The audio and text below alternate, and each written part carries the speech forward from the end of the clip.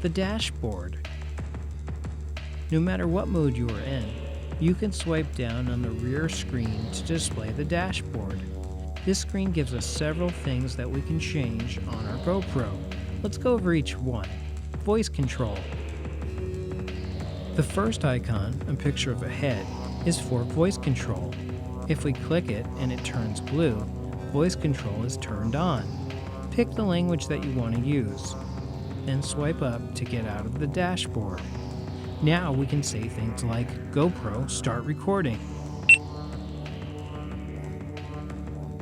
GoPro, stop recording. GoPro, take a picture.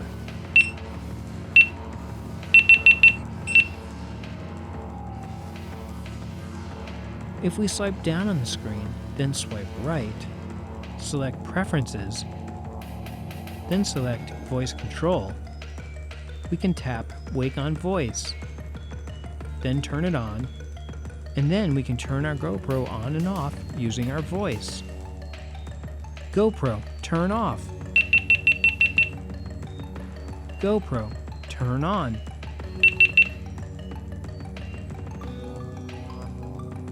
If we swipe down on the screen again, then swipe right, then select Preferences, then select Voice Control, we can scroll down to the bottom of the list and tap Commands. This shows you a list of all of the voice commands you can use with your GoPro. Very handy. Camera beeps. The next item on the dashboard is a musical note. This simply turns the camera's beep sounds on and off. QuikCapture. QuikCapture is next. It's the rabbit icon.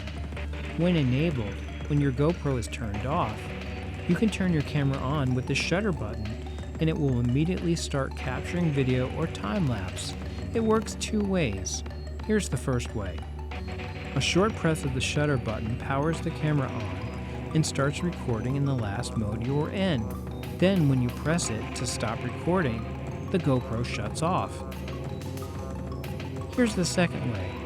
If you press and hold the shutter for a few seconds when the camera is off, the camera powers on and begins recording time-lapse.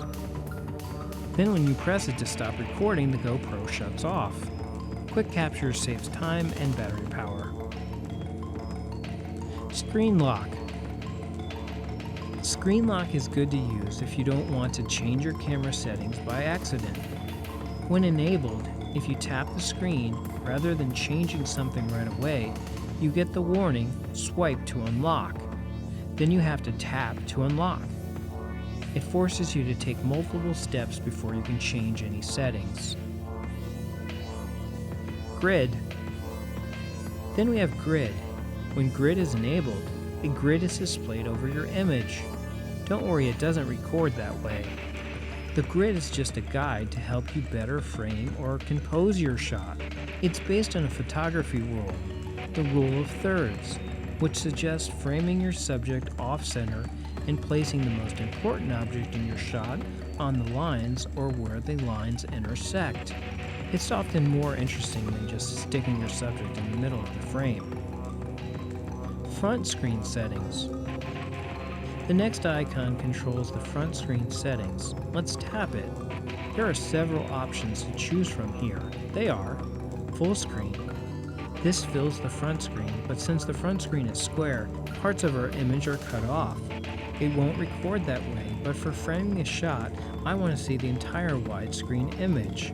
So I like using the next option called actual screen.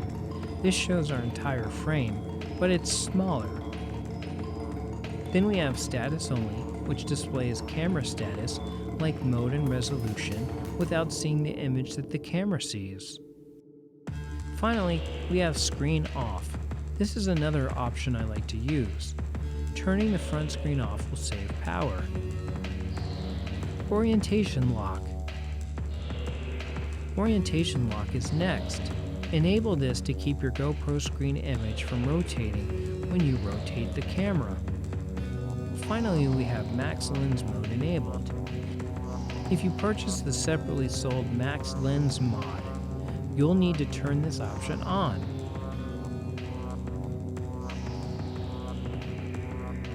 Well, I hope you found this video helpful. Thanks for watching. Please like and subscribe.